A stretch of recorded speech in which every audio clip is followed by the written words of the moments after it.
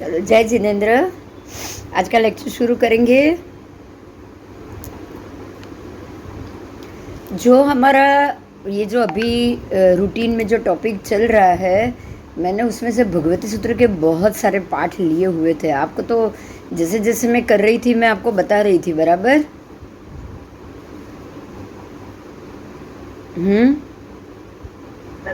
हाँ, तो अभी हम पहले वो ही कर ले, क्योंकि उसको पूरा कर ले, ठीक है ना। जो मुद्दा आपका आ गया है वो तो आपको पता ही है। जो मुद्दा छूट जाए वो हम उसको छोड़ने नहीं देंगे। तो हम भगवती सूत्र के ही इस जो मुद्दे हमारे बाकी है, खास करके अब हम उसी के ऊपर फोकस करेंगे।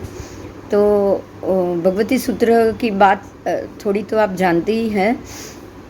प्रश्न है ज़्यादा, गौतम स्वामी के सारे प्रश्न और भगवान के जवाब है। पर आपको एक बात ये समझनी है कि गौतम स्वामी ने इतने सारे 50,000 से ज़्यादा सवाल है। हमारे लिए ये प्रश्न है ना कि गौतम स्वामी ने इतने सारे सवाल क्यों किए। बोलो, ये प्रश्न होगा कि नहीं होगा। आज अगर आपको कोई ज़्यादा प्रश्न करेगा तो आप कुछ दिन के बाद क्या बोलोगे उसको, बोलो। हाँ, सवाल करता है। नहीं, बहुत सवाल करता है वो नहीं। अभी एक बार बता दिया, 2 बार बता दिया, ये बताया था, उसे भी पता नहीं चल रहा है क्या। हम ऐसे डांट देंगे ना उसको हाँ, कि भाई हर एक चीज जुड़ी हुई है। एक बार बताया, 2 बार बताया तो वो थोड़ा तू अपने आप समझ ले। हम बोलते हैं कि नहीं बोलते ऐसा। उनको लेकिन यहाँ समझना ये है कि केवली भगवान कभी भी अपने मुंह से कोई भी बात नॉर्मली नहीं बताते। केवली भगवंत को जो प्रश्न किया जाए, आप उसका वो हर प्रश्न का जवाब देंगे, हर एक प्रश्न का जवाब देंगे। बाकी केवली भगवान अपनी मर्जी से सामने से कुछ नहीं कहेंगे। आपको ये याद होगा कि महावीर स्वामी ने जब गौशाला आ रहा था तब सर्वानुभूति और सुनक्षत्र दोनों को वहां से चले जाने के लिए कहा था। सिर्फ याद है? हाँ, सिर्फ यही कहा कि तुम हम दोनों की बातों में कोई बीच में नहीं आएगा। उन्होंने सिर्फ इतना ही कहा, बराबर। कोई बीच में नहीं आया। कहा ये नहीं कहा कि ये दोनों तुम यहां से चले जाओ समसरण से बाहर। बोला क्या? बताओ। नहीं, बता सकते थे ना, केवली भगवान थे, वो तो जानते थे। पर आपकी जो कर्म व्यवस्था है उसमें केवली भगवान कभी भी डिस्टर्बेंस नहीं पैदा करेंगे। उनको पता था कि गौशाले की तेजोलेशिया में ये सूर्य नक्षत्र और सर्वानुभूति दोनों जलकर भस्म हो जाएंगे। पर वो तो नियति थी, वो जानते थे, लेकिन ये नियति थी। इसलिए उन्होंने सिर्फ इतना ही कहा कि जब हम दोनों बात कर रहे हो तब बीच में कोई नहीं आना। अब उनके इतने बताने के बावजूद तो किसी को आना ही नहीं था। तो हम सिर्फ यही आज जानेंगे कि केवली भगवंत जो आपको प्रश्न कर रहे हैं उनके सारे जवाब आप उनसे जो भी प्रश्न करोगे वो उनके सारे जवाब देंगे। लेकिन उसके अतिरिक्त अगर कोई सवाल या बाजू की बात होगी उसको केवली भगवान कभी नहीं बताएंगे। पिंकू, मशीन पड़ी। तो भगवान ने उनको ये रोक के रखा था, सबको रोक के रखा था ताकि कोई ना आए। पर जो होना है वो होना है। ये दोनों ने गौशाले की बात पे कैसे गुस्सा किया, क्या हुआ था, वो पूरी कथा है, कहानी है। ये सब हमें भगवती सूत्र में मिलेगी, क्योंकि ये परमात्मा और गौतम स्वामी की पूरी कथा है, ऐसा कहेंगे। उनके जितने जितने भक्त, जिनका जितना क्वेश्चन था, जिन्होंने भी सवाल किए, वो सबके इसमें जवाब है। तो आचार्य भगवंत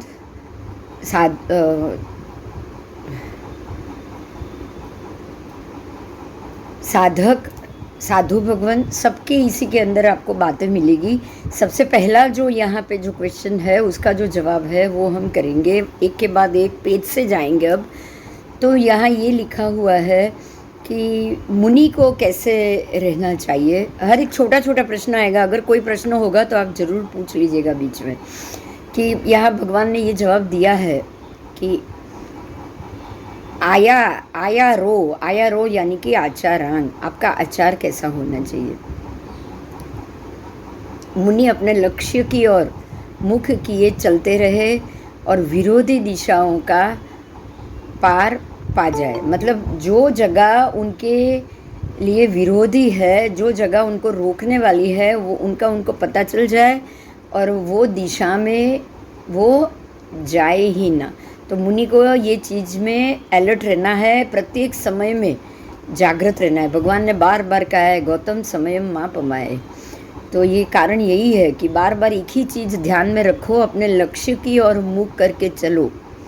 और जो आपके लक्ष्य को विरोध में ले जाने वाला हो, आपको उल्टी दिशा में अगर लक्ष्य से निकाल के कोई ले जाए तो वो आप जान लो और उससे रुको। तो मुनि को ये भी करना है, विरक्त भी रहना है और स्त्रियों में रत नहीं बनना है।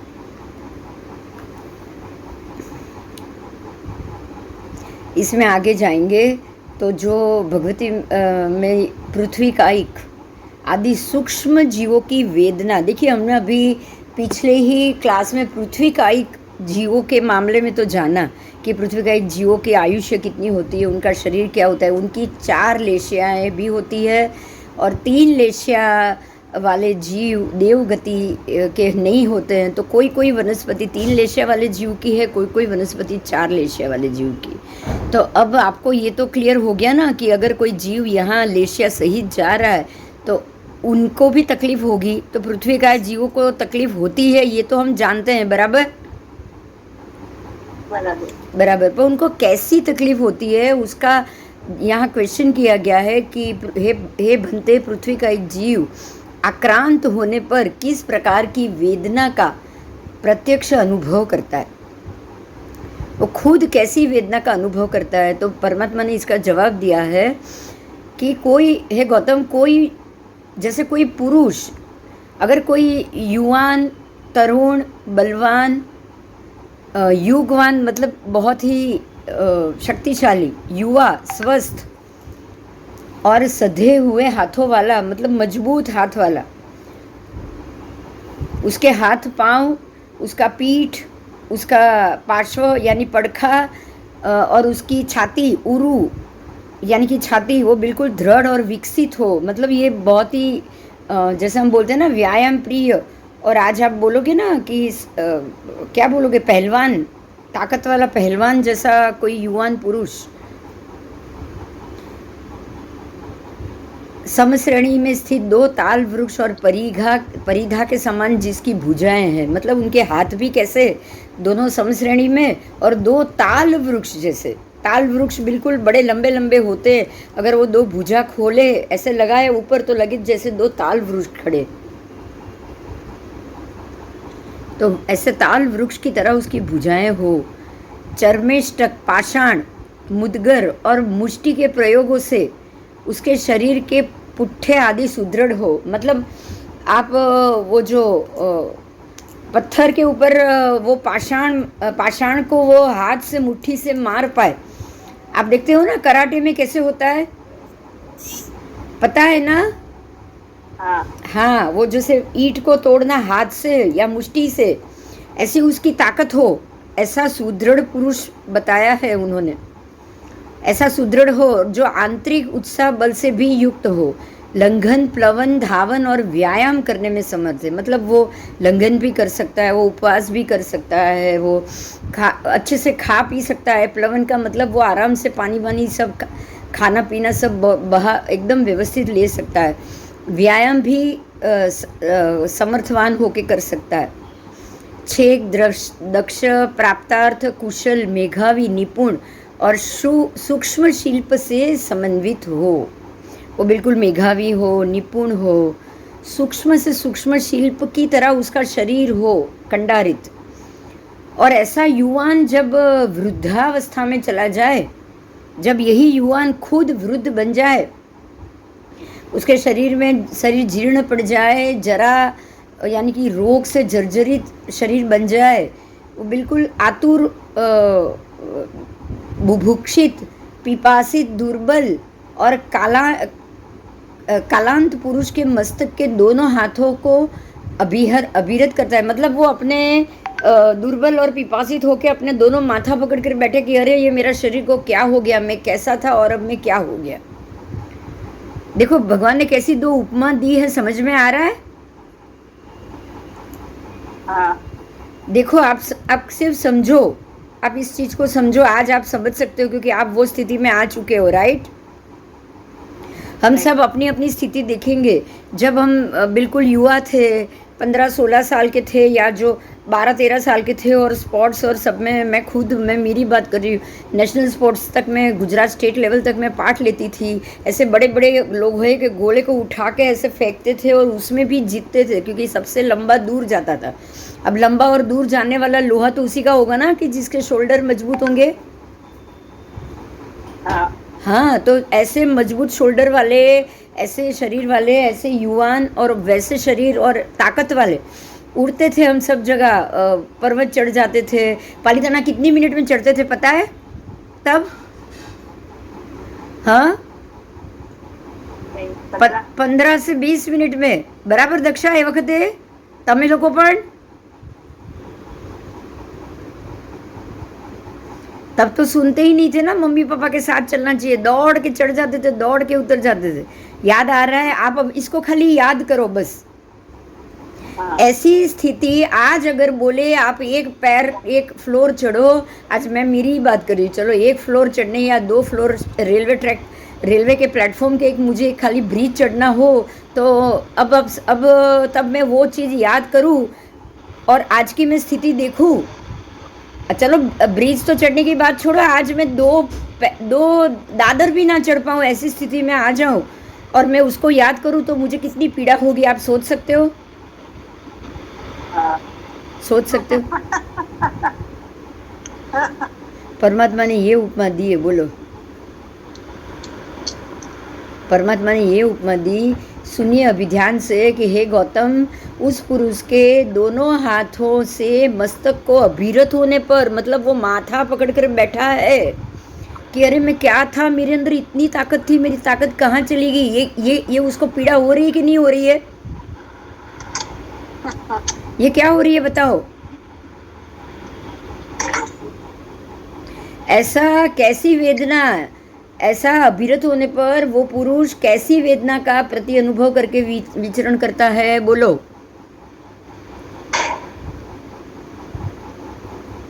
तो गौतम स्वामी ने ये, भगवान ने ये सामने सवाल किया कि गौतम बोलो, अब ये पुरुष, यही पुरुष अब कैसी पीड़ा का अनुभव कर रहा है? तो गौतम स्वामी कह रहे हैं कि वो अनिष्ट वेदना का प्रति अनुभव करते हुए बैठा है माथा पकड़ के, बराबर बराबर।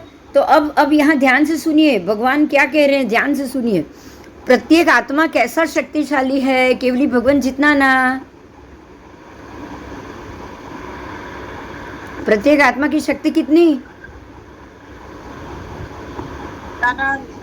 अनंत शक्ति, प्रत्येक आत्मा के अंदर अनंत शक्ति है। तो भगवान कह रहे हैं कि गौतम, पृथ्वी का एक जीव आक्रांत होने पर उस पुरुष की वेदना से भी अधिक, वो जो बैठे बैठे, आज मैं जो सोच रही हूँ कि मैं ये क्या कर सकती थी, आज मेरा पैर में खड़ी भी नहीं हो पा रही हूँ 2 पैर पे, तो वो वेदना से अधिक अनिष्ट, उससे भी अधिक अनिष्ट, उससे भी अधिक आक्रांततर, अप्रियतर, बिल्कुल अच्छा नहीं लग रहा है कि मैं खड़ी नहीं हो पा रही हूँ, अशुभतर, अमनोज्ञ, अमनोर, आप समझ सकते हो, ऐसा अनुभव करते हुए विचरण करता है वो पृथ्वी का एक जीव।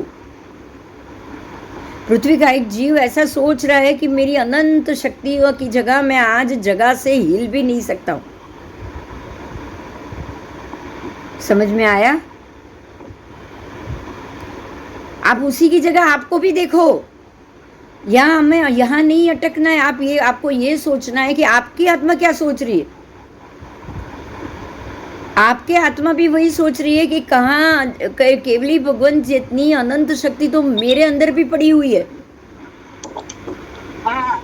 केवली भगवंत जितनी, परमात्मा जितनी अनंत शक्ति मेरे अंदर भी पड़ी हुई है, लेकिन मैं आज यहाँ पे ये परेशानी झेल रहा हूँ। संसार की पीड़ा, संसार की विडंबना, ये सारी चीज से मैं बाहर नहीं निकल रहा हूँ। आपको ये सोचना चाहिए कि नहीं, बताओ? बराबर। आपकी आत्मा भी यही पीड़ा भोग रही है। अगर अब आप कल से यही सोचोगे, ये सारी चीज अपने पे ले लेंगे हम, कि भाई जिस तरह से मैं जब युवान थी, बच्ची थी, और मैं उड़ती थी, तितली की तरह भागती थी, 3-3 दादर कूद की लगाते थे पालीताना तब तो, ये मैं बता दूं, 2-2 दादर एक साथ उतरते थे।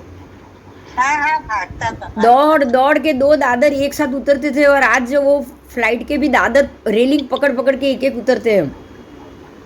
खाली ये पीड़ा भी अनुभवेंगे ना, तो आप हम अब आज से हम ये सोचने पे मजबूर हो जाएंगे कि मेरी आत्मा क्या सोच रही है। पृथ्वी का एक जीव जब अनंत शक्तिशाली आत्मा होने के बावजूद वो घूम नहीं सकता है, तो उसकी पीड़ा ऐसी ही होगी। जो एक समय का युवान आज प्रौढ़ हो गया है, और वो एक अपना एक पड़खा भी नहीं घुमा फिरा रहा, ऐसे ही हमारी आत्मा भी यही सोचेगी कि कहाँ मेरी ताकत है और कहाँ मैं इसके अंदर आके फंसा हुआ। समझ में आया? आया? अब आप आज से यही सोचोगे कि पृथ्वी का एक जीव, चाहे वो शक्ति में बिल्कुल वो कह रहे हैं ना लूज है, चाहे वो शक्ति के अशक्तिमान है, लेकिन अंदर पड़ी हुई आत्मा तो अनंत ज्ञान, अनंत दर्शन से भरी हुई है कि नहीं? यही कारण है कि एक भी महात्मा पृथ्वी काय को, वनस्पति काय को, पृथ्वी काय को, जब तक उसके अंदर से जीव विरम ना हो जाए तब तक उसका उपयोग नहीं करते। करते हैं? बताओ। नहीं करते। हाँ, सचित का वो उपयोग नहीं करते। यही कारण कि अब जीव इसमें से निकल गया है, अब ये सचित हो चुका है। अब लो, आओ, बहुत अच्छा एग्जाम्पल था, है ना? भगवान ने कितना अच्छे से समझाया है। बोलो।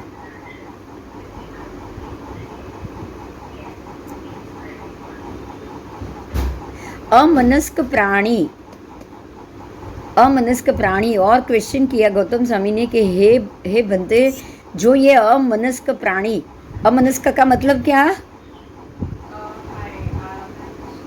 मन नहीं है। हाँ, जिनको मन नहीं है, छठी संगनी नहीं है, वो पंचेंद्रिय, एक बेइंद्रिय, एक इंद्रिय, बेइंद्रिय, 13, 14 पंचेंद्रिय, पर उसमें संज्ञा आएगी तो ही वो मनस्क होंगे, नहीं तो अमनस्क कहे जाएंगे। तो वो पृथ्वी कायिक से लेके वनस्पति कायिक, 5 स्थावर तो अमनस्क है ही, बराबर। और कुछ त्रस जीव, छठे में कुछ त्रस जीव है कि जो अंध है, जो मूढ़ है, जो अंधकार में प्रवेश हुए हैं, तम पटल, मतलब उनके आत्म प्रदेश या उनकी सोच के ऊपर अंधकार लगा हुआ है, मोह जाल लगा हुआ है। ठीक है? जो अकाम, जो निकरण, अज्ञान हेतु वेदना का वेदन करते हैं। निकरण हेतु, कारण बिना वेदना का वेदन करना, ये भी अमनस्क है। आप जानते हो लेकिन फिर भी अपनी पीड़ा बढ़ा रहे हो, तो अमनस्क हुए कि नहीं हुए ना? अब तो यहाँ और बातें भी, हम लोग तो खाली इनको ही बोलते हैं कि ये असंगनी, हम असंगनी तो जो संगनी है ना, और जो अज्ञानी होके वेदना बढ़ने वाले कर्म करते हैं ना, वो सारे के सारे असंगनी ही हो गए, क्योंकि उनको तो पता ही नहीं कि वो अपनी खुद की पीड़ा बढ़ा रहे। बराबर।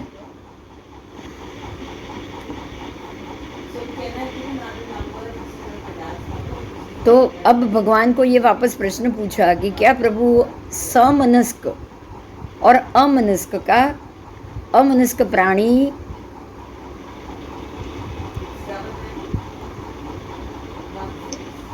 अकाम, निर्जरा और बिना कारण वेदना, बिना बात, बिना कारण वेदना का वेदन करते हैं, अकाम निर्जरा का वेदन करते हैं, ऐसा हम कैसे कह सकते हैं? गौतम स्वामी ने प्रश्न पूछा कि और क्या प्रभु समनस्क भी अकाम निकरण वेदना का वेदन करते हैं क्या? देखो ये बड़ा क्वेश्चन है, कुछ समझ में आ रहा है? अमनस्क भी वेदना बढ़ाते हैं, समनस्क भी वेदना बढ़ाते हैं। कैसे बताओ? समझ में आ रहा है? हाँ हाँ हाँ हाँ। अच्छा છે मनस्क तो बढ़ाता, मनस्क सोचेगा कि ये जो मैं कर रहा हूँ मुझे भवांतर में क्या काम आएगा। ये मनस्क की ताकत है, राइट? पर क्या वो हर एक मनुष्य सोचता है ऐसा? बोलो, क्या प्रत्येक मनुष्य ये बात सोचता है? संगनी मनुष्य, मनस्क, प्रत्येक मनस्क मनुष्य ये बात, मनस्क जीव ये सोचता है क्या? सुनिए, जो दीप बिना अंधकार के रूपों को देखने में समर्थ नहीं है, राइट? गौतम स्वामी को भगवान ने जवाब दिया कि अगर कोई दिया हो वो बिना अंधकार किसी भी रूप को देख सकता है। अंधकार होगा तो वो नहीं देख पाएगा। आप मैं एक व्यक्ति हूँ, अगर लाइट नहीं होगी, दिया नहीं होगा तो मैं कुछ भी नहीं देख पाऊंगा। बराबर बराबर। हाँ, अगर कोई चीज पड़ी हो सामने और अगर अंधेरा छट जाए या दीपक प्रकाशित हो जाए तो आप हर चीज को देख पाओगे। बस ऐसे ही अगर मनस्क प्राणी सकाम निर्जरा और कारण वेदना को समझ जाए, ध्यान से सुनिएगा। सकाम निर्जरा क्या है, निष्काम निर्जरा क्या है, मैं कैसे मेरे निर्जरित कर्मों को निर्जरित कर सकता हूँ। अगर ये पता चल जाए और अगर दूसरा वो भी पता चल जाए कि मैं क्या करूँ तो मेरे प्रभाव में वेदना कम हो, तो मतलब वो दिए की तरह हो गया ना, कि वो भविष्य भी देख सकता है और आगे के भवों में उसको पीड़ाएं कम होगी, उसका वो अभी से ही प्रबंध कर सकता है। बराबर? हाँ या ना? अब सोचिए, एक बात सोचिए, जो भी पंच महाव्रत दीक्षा ले रहे हैं ना, उन्होंने ये देख लिया है। देख लिया है कि नहीं बताओ? तभी वो दीक्षा ले रहे हैं ना? हाँ, वो तभी दीक्षा ले रहे हैं कि हमें अगले भाव की भव परंपरा को तभी तोड़ सकेंगे हम, जब हम अपनी ही ये आगे की जो रास्ता है उसको बंद करके दूसरा रास्ता पकड़ेंगे, मोक्ष का रास्ता पकड़ेंगे। मोक्ष का रास्ता पकड़ने वाला ही इस चीज को समझ सकता है और इस चीज को काट भी सकता है। काट सकता है कि नहीं? हाँ, तो यहाँ यही जवाब है उसका कि अगर आपके पास प्रकाश है तो आप साइड में भी देखोगे, आगे भी देखोगे, पीछे भी देखोगे, हर जगह देखोगे और चलोगे, तो देख के चलने वाले नहीं टकराएगा। ऐसे ही अकाम निष्कारण वेदना का वेदन आप बिना देखे ही कर सकते हो, बिना सोचे ही कर सकते हो। अगर सोच के करोगे तो क्या आप प्रभव में कोई तकलीफ करोगे? बताओ, ये बताओ। चलो दक्षा बोलो, चौवियार और ये सब क्यों कर रही हो आप? हाँ बरोबर जी, एकदम साची बात है। आपने देख लिया है कि भाई अगर रात्रि भोजन करेंगे या रात को खाएंगे तो नरक गामी होना है, भव परंपरा बढ़नी है, ये देख लिया है आपने। तो भगवान यही कह रहे हैं कि संगनी जो है, संगनी जीव है, जो मनस्क संगनी है, मनस्क खास, वो ये जान सकता है और अपने करण को प्रज्ञान हेतु बना सकता है, प्रज्ञान हेतु, विशिष्ट ज्ञान हेतु बना सकता है समझ को, और वेदना का वेदन कर सकता है। जो है वेदना उसका वेदन करेगा, तो नई वेदना बंधेगी नहीं, उसका भी प्रबंध करेगा। बराबर? अब देखो, अब वापस एक प्रश्न नया आया। गौतम स्वामी ने फिर से प्रश्न किया कि हे भगवंत, वो प्रकाम निकरण प्रज्ञान हेतु वेदना का वेदन कैसे होता है? बराबर? ये पॉजिटिव है। प्रकाम मतलब कि कारण से, प्रकाम का अर्थ है मैं कारण से, कारण द्वारा, सकारण जो हम बोलते हैं ना सकाम निर्जरा, प्रकाम का अर्थ क्या हुआ? सकाम निर्जरा, ठीक है। निहीकरण मतलब कोई भी क्रिया ना करते हुए, निहीकरण, करण का अर्थ ही है करण, काम करना, क्रिया करना, करते ही रहना, वो है करण। निहीकरण का मतलब है मैं कोई भी कार्य ना करते हुए, प्रज्ञान हेतु, प्रज्ञान हेतु मैं ज्ञान को प्राप्त करूं, केवल ज्ञान को प्राप्त करूं, उस हेतु से वेदना का वेदन मैं कैसे करूं, मतलब जो भी वेदना आ रही है, जो मेरे आसपास मेरे कर्म के कारण से जो खड़ा हो रहा है, उसका वेदन मैं कैसे करूं। तो यहाँ भगवान ने ये जवाब दिया है,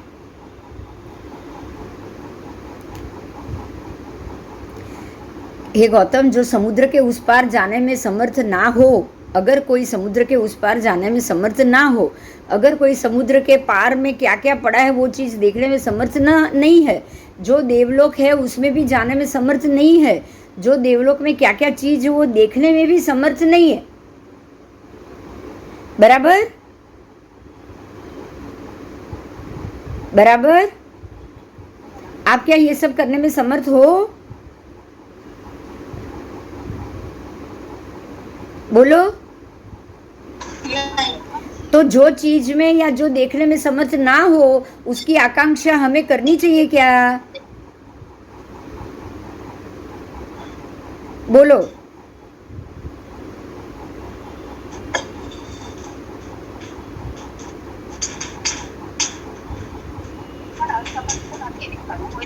हाँ, हम लोग ये देखने में समर्थ नहीं है, तो जो चीज जो यहाँ परमात्मा ने ये कहा है कि ये सभी प्रकामनीकरण वेदना का वेदन करते हैं।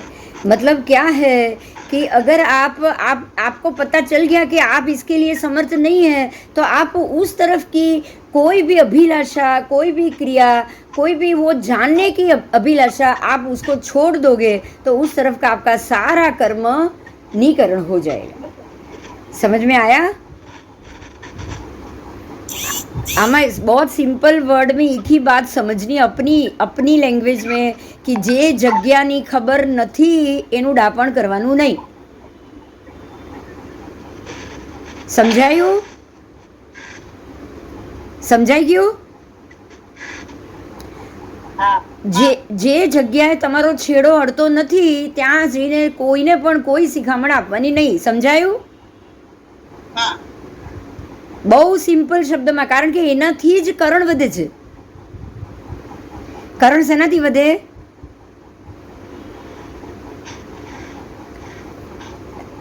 आप जाके किसी को बोलोगे, वो उसको पसंद नहीं आएगा, वो आपको दो सुनाएगा, होगा कि नहीं ऐसा? मेरे साथ तो बहुत बार हुआ है ना।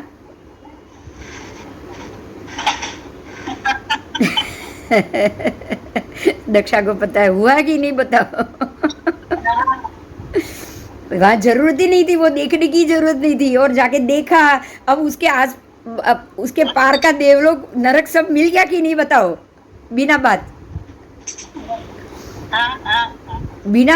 बिना कारण, कोई लेना देना नहीं, कोई मतलब अगर मैं कुछ नहीं देखती, कुछ नहीं बोलती, तो आज शांति से बैठती कि नहीं बैठती, बताओ।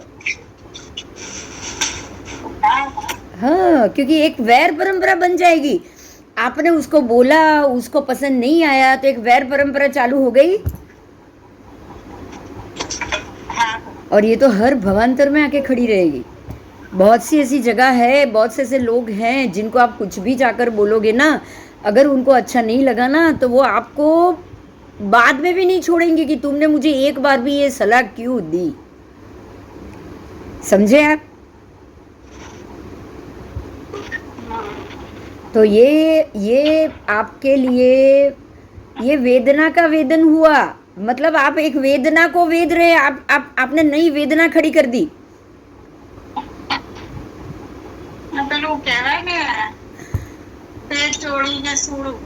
हाँ, आबेल मुझे मार, बीजू आ भाई, આબેલ મુજે મારે, તો ભગવાન ના જ પાડે છે, એટલે તો કે જોવા જ ના જાઓ, તમે શું છે જોવા જ ના જાઓ। હા પણ આપણને પેલું ઘરો ઘરની આદત છે ને એટલે હજી આપણે હજી કર્મથી જોડાયેલા છીએ ભાઈ. કરવાના બહુ હા એટલે હજી આપણે જ્યાં ચૂકવવાના હશે તો હવે જો હવે આ સ્થિતિમાં આ વાતને સમજશું ને તો જ એક જગ્યાએથી પરંપરા અટકશે ને. હા એક સાઈડથી ક્યારે અટકશે બોલો. હા એ તો આપણી સાઈડથી જ અટકાવવી પડે. हाँ આપણી साइड थी तो अटकावी पड़से ने रस्तो बंद करવો પડશે. इसीलिए जो देवलोक वर्ती रूपों को देखने में आप समर्थ ना हो तो देवलोक जाने में भी आप समर्थ ना हो, उसके रूप को देखने में भी समर्थ ना हो और उसकी इच्छा करोगे आपने गया आप गए भी नहीं, आपने देखा भी नहीं, आज आप अलास्का गए भी नहीं है, आपने देखा भी नहीं है, लेकिन इच्छा करोगे नहीं मेरे को तो उधर जाना ही है, मैंने सुना है बहुत बढ़िया व्यू है, मेरे को जाके देखना है, तो क्या होगा आपके कर्म तो निष्कारण खड़े हो गए कि नहीं बताओ. हाँ हो गए. अब जब तक वह आपने अपनी संज्ञा में डाल दिया तो जब तक जाओगी नहीं तब तक तो वो कर्म वहां से खुलेगा ही नहीं ना.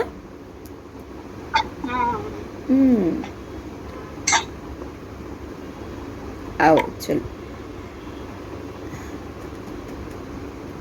अब आगे. अमनस्क और समनस्क श्रेणी उसके जीवों की वेदना बताई है.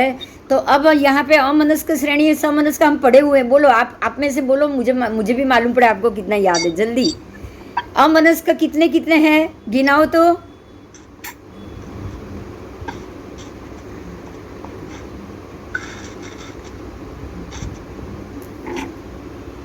शुरू करो.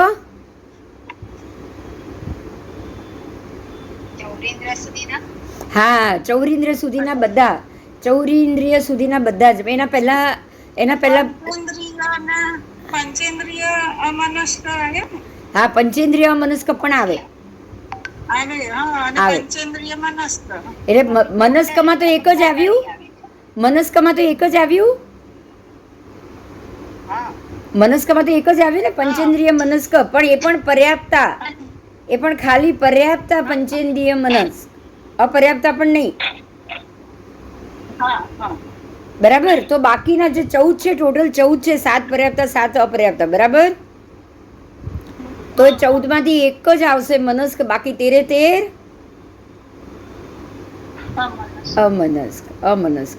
એટલે 7 પર્યાપ્તા 7 અપર્યાપ્તા બધા જ જીવો આવી ગયા, એમાં શ્રેણી આવી ગઈ. બહુ સરસ મજા આવે, બહુ મજા આવી, બહુ આનંદ થયો. તમને લોકોને બધાને બરાબર યાદ છે, બરાબર ખ્યાલ છે. एकेंद्रिय, बेइंद्रिय, तेइंद्रिय, चौरिंद्रिय और समूर्छिम पंचेंद्रिय ये सब असंगनी अमनस्क होते हैं. इनको किसी को भी मन नहीं होता है. इनकी अज्ञान अवस्था को अंध आदि चारों द्वारा हम उसको व्यक्त भी कर सकते हैं. इन जीवों में मन का ज्ञान नहीं होता है, फिर भी संवेदना जरूर होती है. अब ये सुनिए, ये शायद आपको नहीं पता होगी, ये जानो, ये परमात्मा क्या कह रहे जानो. देखो अब हाँ, पर संवेदना इसीलिए है क्योंकि वो लेश्या सहित है. क्यों है संवेदना बताओ. वृक्ष में संवेदना क्यों है. वो लेश्या सहित है. उनके मन में भी कटु भावना है, किसी में ज्यादा है, किसी में कम है, किसी में थोड़ी डबल है, किसी में 4 गुना है. तो वो क्या हुआ, आपके अलग अलग लेशियाओं का ही तो रिजल्ट आया ना ये सब. तो उनके अंदर जो भावनाएं होती है उसका कारण उनकी लेशियाओं की स्थिति. ठीक है. हाँ. तो ये जो संज्ञा है, इन जीवों के मन का ज्ञान नहीं होता, जीवों के अंदर मन का ज्ञान नहीं होता है, लेकिन फिर भी संवेदना होती है. वो संवेदना से क्या प्रकट करते हैं. तो संज्ञा अनुसार, सिद्धांत के अनुसार इनमें भय संज्ञा, क्रोध संज्ञा, लोभ संज्ञा आदि संवेगों द्वारा ये संवेदना उत्पन्न होती है. समझायु. मन संज्ञा नहीं है, लेकिन क्रोध, मान, माया, लोभ, ओघ संज्ञा लोभ संज्ञा, आहार, भय, मैथुन, परिग्रह, ये सब है। समझ में आया? हाँ संज्ञा बुद्धि नहीं है बस, लेकिन 10 से 10 प्रकार की संज्ञा तो है ही। हम आप ये कह सकते हो खाली संज्ञा बुद्धि के लिए मना करोगे, क्योंकि वो बुद्धि क्रिएटिव है, बुद्धि अभी क्या करना है वो बताती है, और वो 5 इंद्रिय के बगैर संभव नहीं है, बस इतना ही। बाकी जो संज्ञा आपके अंदर पड़ी है, 10 संज्ञा, आहार, शरीर, भय, मैथुन, परिग्रह, क्रोध, मान, माया, लोभ, भोग संज्ञा और विशिष्ट संज्ञा, ये संज्ञा ये जीवों के अंदर भी है।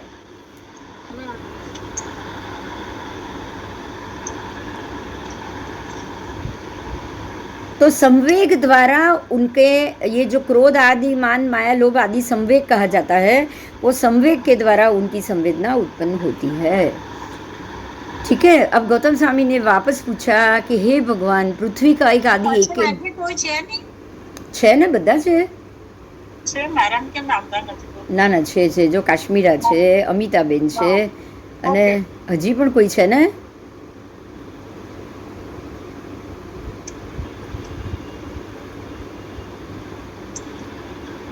કાશ્મીરા છે, કાશ્મીરા, અમિતાબેન, અને હજી કોણ છે?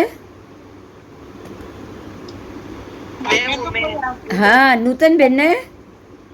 હા, નૂતનબેન આવ્યા આજે બહુ દિવસે, સરસ થયું. ચલો, મને હતું આ ભગવતી સૂત્ર ચાલુ કરું છું, આવી જાય તો સારું. હા હા હા, ચલ आओ। अब और प्रश्न पूछा कि हे भंते, पृथ्वी का एक आदि एकेंद्र जीवों में हम इष्ट और अनिष्ट स्पर्श का संवेदन कर रहे हैं, क्या इस प्रकार की संज्ञा, प्रज्ञा, मन और वचन होते हैं क्या? देखिए भगवान ने क्या पूछा, गौतम स्वामी ने क्या पूछा। ये प्रश्न अगर आपको नहीं हुआ है तो हमें ये करना चाहिए। कैसे कि ये पृथ्वी का एक आदि जितने भी असंज्ञी जीव है, एकेंद्रीय जीव है, एकेंद्रीय, क्या उसके अंदर हम लोग इष्ट है, हम लोग अनिष्ट स्पर्श का संवेदन कर रहे हैं, ऐसा क्या फील होता है? मतलब अगर हम उसको छू रहे हैं तो तोड़ने के लिए छू रहे हैं, मारने के लिए छू रहे हैं, ऐसा क्या वो अनुभव कर सकते हैं क्या? हाँ, भगवान ने ऐसा पूछा कि क्या इस प्रकार की संज्ञा, प्रज्ञा, मन और वचन उनके होते हैं?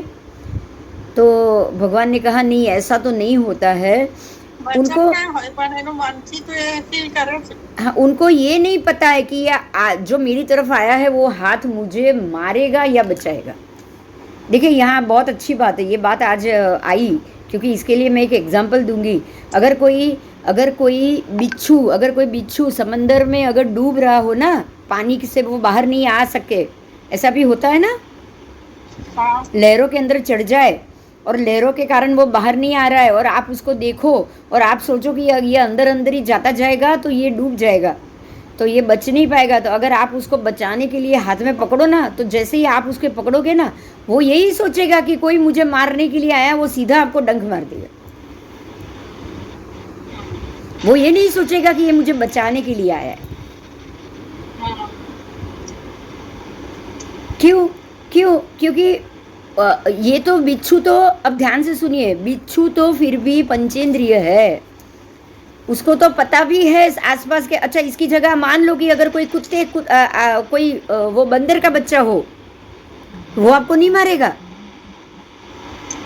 अगर आप उसको हाथ या लकड़ी लंबी दोगे तो वो पकड़ के बाहर आ जाएगा, आएगा कि नहीं बताओ? अगर कोई बंदर का बच्चा या बिल्ली का बच्चा कुएं में गिर गया हो, खड्डे में गिर गया हो, आप उसको हाथ दो तो आपका हाथ पकड़ के बाहर आएगा, आपको बिल्कुल से ऐसे लिपट जाएगा कि आपने उसको बचाया। बोलो लिपटेगा कि नहीं? वो याद रखेगा, कितना भी हिंसक होगा वो याद रखेगा कि नहीं आपने उसको बचाया है। बहुत सालों के बाद भी वो याद रखेगा कि आपने उसको बचाया। क्यों पता है? एक ध्यान से सुनिएगा। इसकी लेशिया में वो चीज़ नहीं है कि अगर मैं किसी सॉफ्ट चीज़ को हाथ लगाऊं तो मैं सीधा डंक मारूं। बात समझ में आ रही है? ध्यान से सुनिए, उसकी लेशिया में ऐसा शुभ तत्व नहीं है। तो उसको याद है कि आपने उसे बचाया था। लेकिन अगर जो प्राणी ऐसा हो, बिच्छू जैसा या कोई और प्राणी, उसका तो स्वभाव ही डंक मारना है। उसको तो ये मालूम ही नहीं है कि आप उसको बचाने के लिए आए हो। वो तो वही सोच रहा है कि आप उसको पकड़ के मारने के लिए आए हो। क्या सोचेगा बताओ, एक सर्प क्या सोचेगा बताओ। उसको सर्प और बिच्छू को तो आदत होती है ना कि लोग हमें पकड़ते हैं और चिमटा से पकड़ के हमारे डंक काट देते हैं ताकि हम उसको किसी को मार ही ना पाए। ऐसा होता है कि नहीं होता है? हाँ या ना? तो जो आदत से, ध्यान यहाँ यही देना है कि जो अनुभव से वो प्राणी गुजरा है वो ही अनुभव वो आपके ऊपर डालेगा। तो ये उसकी संज्ञा हुई कि नहीं हुई? समझ में आ रहा है? भय संज्ञा किसको कहा जाता है? बिना समझ कोई डरेगा क्या बताओ? ये पहली बार में किसी को डर नहीं लगेगा, राइट? डर कब लगेगा? जब एक अनुभव अच्छा नहीं हुआ है तो वो अनुभव के हिसाब से आप दूसरी बार अपने दूसरे अनुभव को पहले से अलर्ट होगे कि नहीं होगे? बोलो। बिच्छू को जितनी भी बार किसी मनुष्य ने पकड़ा होगा, क्या छोड़ दिया होगा जिंदा? नहीं छोड़ा होगा। तो आप उसको पानी में से बचाने के लिए भी पकड़ोगे तो वो क्या करेगा? वो यही सोचेगा कि आप उसको मार रहे हो, वो कुछ सोचेगा ही नहीं। और ठीक है, तो बराबर। पर यहाँ पे ये एकेंद्रिय जीव है, पृथ्वी का एक जीव है, पृथ्वी का एक आदि 6 के 6 एकेंद्रिय जीव कैसे अनुभव करते हैं? तो उनका अनुभव 6 प्रकार से है। कितने प्रकार से? पृथ्वी का एक आदि एकेंद्रिय जीव 6 स्थानों का अनुभव या संवेदना करते हैं।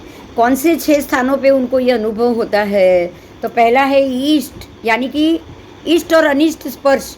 अरे ये इसने मुझे छुआ है तो अच्छे नियत से नहीं छुआ है, या फिर इसने मुझे छुआ है तो बहुत अच्छे नियत से छुआ, इसका उनको अनुभव होता है। समझ में आया? बोलो, मैं यहाँ अटकी हूँ, क्या समझे आप? अब अगर आप किसी हाँ, अब अगर आप कल से किसी फूल को तोड़ने जाओगे ना, तो समझ लेना कि आपकी लेशिया में उसको वहां से तोड़ने के लिए आपने उसको पकड़ा है, राइट? तो जैसे ही आप उसको पकड़ोगे, आपके मन के भावों को वो अनुभव करेंगे, तो उनको भी पता चल जाएगा कि आपने उसको अनिष्ट इरादे से पकड़ा है। समझ में आया? हाँ हाँ, मैंने समझ। हाँ, तो ये पहला हुआ ईष्ट और अनिष्ट स्पर्श भाव, स्पर्श। दूसरा है ईष्ट और अनिष्ट गति, इष्ट गति और अनिष्ट गति। गति यानी कि आप उसको किस तरफ लेके जाओगे और किस तरफ उसको छोड़ दोगे, ऐसा। फिर तीसरा है ईष्ट और अनिष्ट स्थिति, मतलब आप अगर कोथमीर की झुड़ी को लेके आ रहे हो तो वो कोथमीर की झुड़ी जानती है कि ये मेरी क्या स्थिति करने वाले। अगर अच्छी स्थिति करेंगे या बुरी स्थिति करेंगे उसको पता है, मतलब उसको फील हो जाता है। आप जब कोथमीर को उठाओगे तब क्या सोच के बोलो? दिमाग में कुछ सोच के ही उठाओगे ना? ये बोलो अभी, चलो। आपने अगर कोथमीर को ऐसे उठाया और लिया ऐसे देख के आजू बाजू से, तब क्या सोच रहे हो आप दिमाग में? कि इसकी चटनी बनानी है, बराबर? हाँ, तो चटनी बना के आप उसको उठाते हो ना, तो अब आप ये सोचो कि आपकी उसको ये फील हो गया उसकी स्थिति का कि ये मेरी अनिष्ट स्थिति करेंगे, मेरे पत्ते पत्ते को तोड़ के पूरा ग्राइंड करके रख देंगे, ये उसको मालूम पड़ जाता है। समझ में आ रही है ये बात? अब समझ में आ रहा है कि इनकी आत्मा कितनी पावरफुल है। बोलो, अनंत ज्ञान अनंत दर्शन उसके अंदर नहीं पड़े क्या?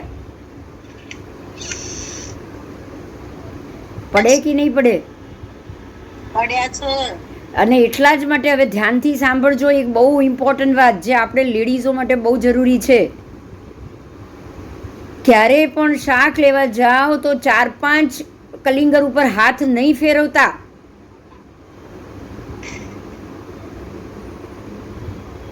સમજાય છે? 4-5 પપૈયા ઉપર હાથ નહીં ફેરવવાનો. કેમ નહીં સમજાયું? તમે હાથ ફેરવીને જોશો આ બરાબર છે કે આ બરાબર નથી, કારણ કે તમને સમારવું છે. બરાબર? તો તમે એક જોયું આ થોડું હજી કડક છે, બીજું જોયું આ હજી 2 દિવસ તૈયાર નહીં થાય, ત્રીજું જોયું તો ખબર પડી આ તો ગળી ગયું છે, ઘરે જતાની સાથે કાપીશ તો એકદમ નરમ પડી જશે, આ નહીં ચાલે. આ બધું શું કર્યું?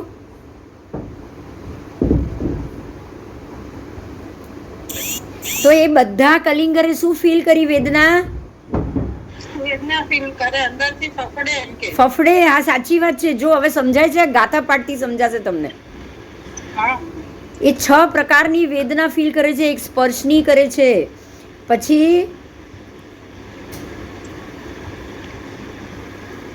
ગતિની કરે છે કે આ મને ક્યાં લઈ જશે,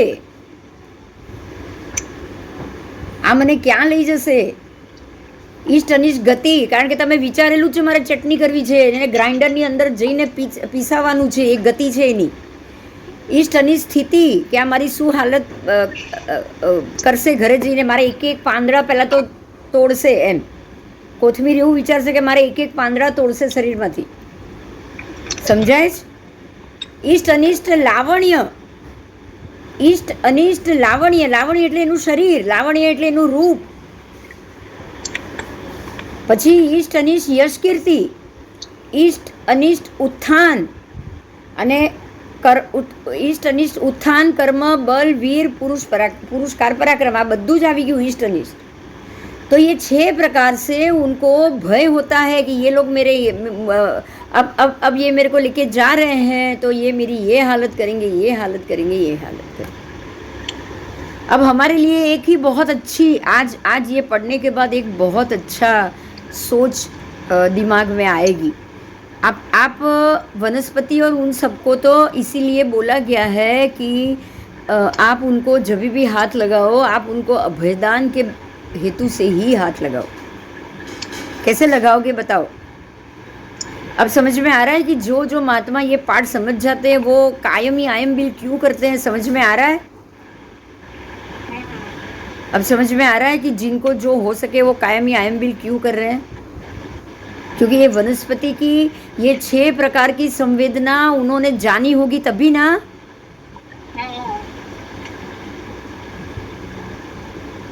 मैम कटदान में भी वो वैसा ही फील होता रहेगा ना? कहाँ पे? कटदान वगैरह यूज करते तो काटते हैं तब ना. हाँ, उसको क्या अब उसको हम काटते हैं उसको बॉईल वगैरह करते हैं. हाँ तो होता ही है, वो तो होता ही है. तभी तो देखो फिर भी उसको पूरा बॉईल करके ही खाना है, वो कच्चा नहीं खाना है. ये भी बोला है ना हमारे भगवान ने. कभी भी सलाद या कच्चा खाने के लिए मना किया है, पता है ना वो? हाँ. क्यों?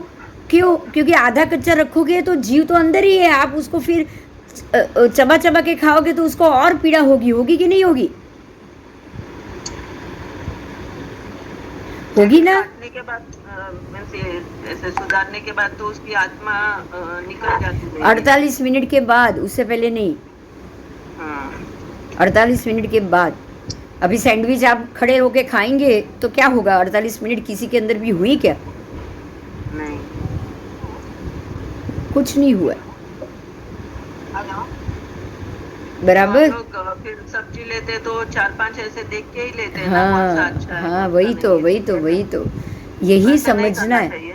नहीं करना चाहिए. आप ऐसे ही दृष्टि से देख लो और ले लो. आप ऊपर से भी देख के ले सकते हो. हाँ તો હવે સમજો આપણે લાવીએ છીએ મને સંભળાતો નથી, તારો અવાજ બહુ ધીમો છે.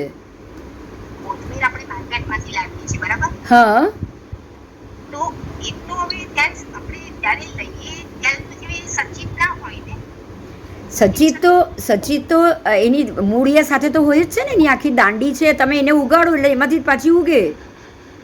હા, પછી તો કાઢેલી હોય, સમજો આપણે તો લાવીએ, એ લોકો તો માર્કેટવાળા તો ક્યાં કાઢીને બાંધીએ. પણ એ લોકો એટલે તું જો મેથી ને આ બધી ભાજી તું જો, એ લોકો છે ને અંદરથી પૂરા પેલા ડાંખડા સાથે કાઢે છે એ લોકો. હા, કેમ ખબર છે? કેમ કેમ કારણ કે ડાંખડા સાથે કાઢેલી હશે ને તો 2 દિવસે બગડશે નહીં, મુરઝાશે નહીં. ખરાબ નહીં થાય. હા, બસ તો એટલે અંદર જીવ છે. આ તું એમને જ ખાલી કોથમીરની તું આ નીચેના ખાલી આટલા મૂળિયા તોડીને મૂક ને તું અડધો કલાકની અંદર તો સાવ નરમ આમ પત્તા વત્તા બધું પડી જશે તું જો. હા. તો એવી જો એ લોકો એવી રીતે જ લાવે તો કેવી રીતે એ લોકોને ચાલવાની છે? એ તમે ઘરે લઈને આવ્યા છો ત્યાં સુધી તો જીવ છે જ ને એનામાં.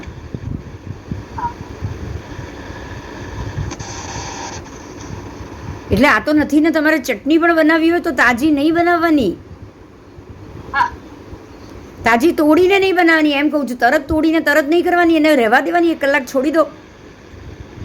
બરાબર છે. ચાલો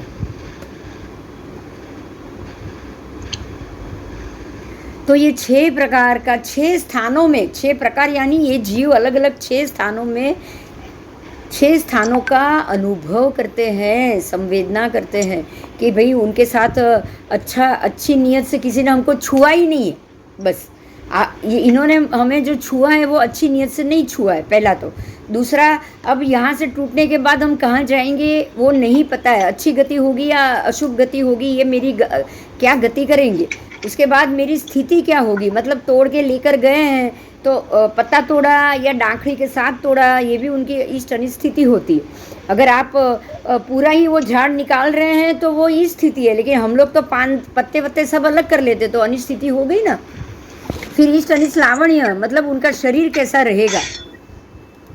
यश कीर्ति भी इष्ट अनिष्ट, ऐसे इस प्रकार से वनस्पति काय को 6 प्रकार से संवेदना होता है.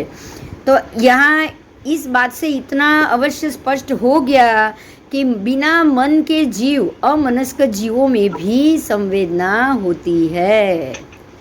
बराबर, वो भी तुरंत समझ लेते हैं. अब हमें क्या सीखना है वो ध्यान से सुनो.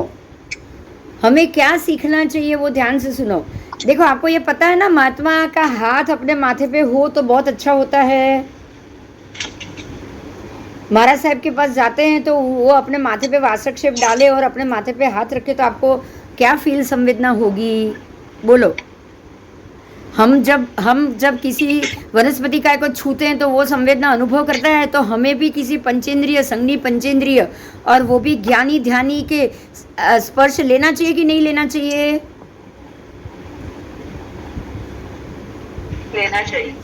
लेना चाहिए. तो आप जब अच्छा अपने को घर के वडील के भी स्पर्श हम लेते हैं कि नहीं लेते, हम इच्छा रखते हैं कि नहीं कि उनके आशीर्वाद, उनका स्पर्श आप तक जरूर पहुंचता है. तो जब अमनस्क को ही ये संवेदना मालूम पड़ने से स्पर्श पहुंच जाता हो तो मनस्क के पास से लेने में कितना ज्यादा फायदा होगा, समझ सकते हो? बराबर. और अगर कोई कपटी आ गया, कोई कामी आ गया तो उनके हाथ लगते ही मालूम पड़ जाता है ना कि इसकी नीयत ठीक नहीं है. बोलो.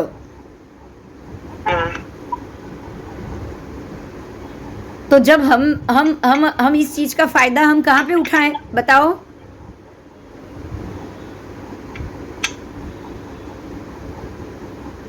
इस चीज का कहाँ फायदा उठाएं?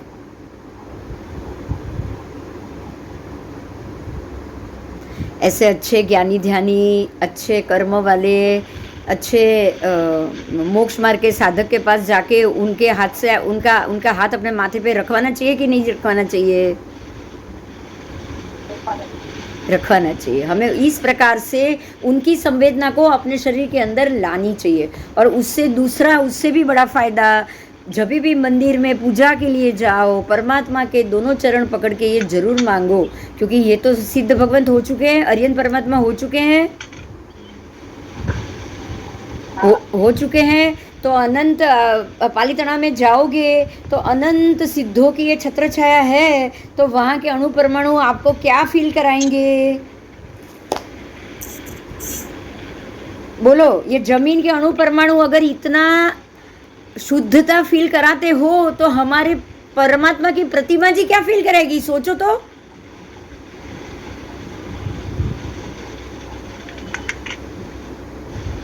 जवाब दो, अभी बोलो। जब सिद्ध क्षेत्र के कंकर पत्थर आपके लिए शुद्ध और पवित्रता फील कराते हैं, बराबर, तो फिर अब हमारे ऐसे परमात्मा जो अनंत सिद्ध हो चुके हैं, उनकी प्रतिमा को रोज पूजा करोगे तो उनमें से क्या ऊर्जा मिलेगी? हम ऊर्जा शब्द नहीं बोलेंगे, हम क्या बोलेंगे अभी? आगम, आगम का शब्द बोलेंगे, संवेदना। क्या बोलेंगे? क्यों? ये भी एकेंद्रिय है कि नहीं? आरस की प्रतिमा हो या पाषाण की प्रतिमा हो या फिर रत्न की प्रतिमा हो या फिर पित्तल की प्रतिमा हो, धातु की हो, एकेंद्रिय है कि नहीं है? है कि नहीं? प्राण प्राण प्रतिष्ठा की हुई है कि नहीं? है। तो उनको छू के हमें अपने अंदर संवेदना भरनी है, बराबर बराबर बराबर। चलो, बहुत अच्छी बात आज जानी। यही तो बात है कि आज एक आप वो जो लाजवंती को छुओ तो वो बिल्कुल मुरझा जाएगी, क्योंकि आप छूते इसलिए हो ना कि मैं इसको हाथ लगाऊं तो ये बिल्कुल मुरझा जाए, ये सोच के ही हाथ लगाते हैं ना अपन। हाँ, कि ये लाजवंती है तो देखो अभी कैसी सिकुड़ जाएगी। आप ये सोच के कर रहे हो इसलिए वो भी सिकुड़ी जाती है। चलो,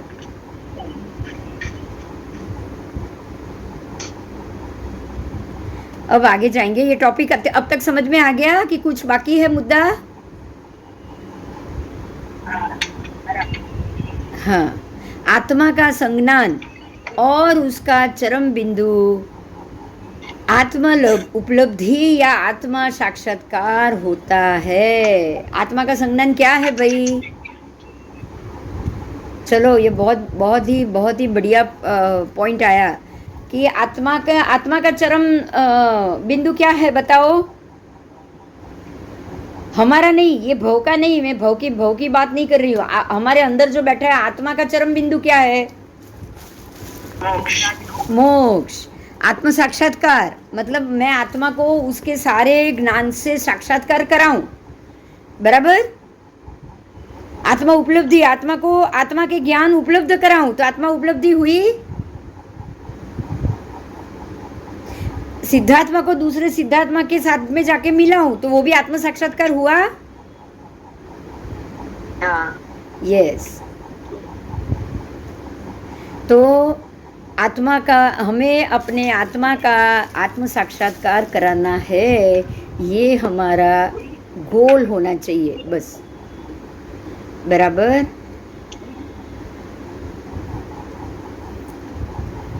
आओ, मूर्छा का अतिरेक होने पर गाढ़ कर्मों का बंध होता है। भगवान ने अभी एक नया सूत्र दिया कि मूर्छा का अतिरेक। मूर्छा का मतलब क्या हुआ, बोलो, कोई बोलेगा? मूर्छा का अतिरेक होने पे गाढ़ कर्म का बंध होता है। मूर्छा का अर्थ क्या है? ऐसा तो अनकॉन्शियस होता है ना? नहीं, वो मूर्छा अलग है, अनकॉन्शियस ही है। इसका मेन अर्थ अनकॉन्शियस ही है। पर हम अगर कोई भी कार्य, सुनिए, हम अगर कोई भी कार्य उसका अंतिम लक्ष्य सोचे बगैर करेंगे तो हम वैसे भी अनकॉन्शियस ही है ना, है कि नहीं, बताओ। अगर हम मैं कुछ भी मैं खा रही हूँ, मैं मजा कर रही हूँ, मैं रात्रि भोजन कर रही हूँ। रात्रि भोजन तो चलो वो तो एक नरक का एक ही रास्ता है, लेकिन जो चारे रास्ता है सबका मैं उपयोग कर रही हूँ। मध भी आराम से खा रही हूँ, माखन भी आराम से खा रही हूँ, मदिरा भी आराम से पी रही हूँ, मांस वास भी आराम से खा रही हूँ, पंचेंद्रिय जीवों की हत्या कर रही हूँ, रात्रि भोजन कर रही हूँ। तो ये सबका लक्ष्य क्या है ये मैं नहीं जानती, और मैं ये सब कार्य करूँ तो फिर क्या हुआ, मैं अनकॉन्शियस हूँ या कॉन्शियस हूँ? अनकॉन्शियस ही बोल सकते हैं। तो मूर्छा का मतलब ये है कि मेरा सबसे बड़ा अज्ञान, मूढ़ता। मूढ़ता का अर्थ ही मूर्छा हुई। हाँ, मूढ़ है ये प्राणी, बिल्कुल मूढ़ है, जो अभी तक सोया हुआ है, इसलिए वो बेहोश है ना? हाँ, हाँ, हमें जागृति नहीं आई है, हमारे अंदर ये जागृति नहीं है कि भी जो जो जो ये भव में जो हम क्रिया कर रहे हैं वो हमको कहाँ पे लेके जा रही है। तो ये हम मूर्छा में है कि नहीं, बताओ? हर एक मिथ्यात्वी जीव मूर्छा में है, ये याद रखना। हर एक मिथ्यात्वी जीव मूर्छा में है। अगर किसी को सम्यक दर्शन नहीं हुआ तो ये गाढ़ मूर्छा में है। समझ में आया? अगर एक पॉइंट भी, इतना भी सम्यक दर्शन नहीं हुआ तो ये गाढ़ मूर्छा में। अध्यात्म के रहस्य को जानने वाला गृहस्थ क्या कभी भी अपने आप को अध्यात्म से दूर लेके जाएगा? बताओ, जाएगा?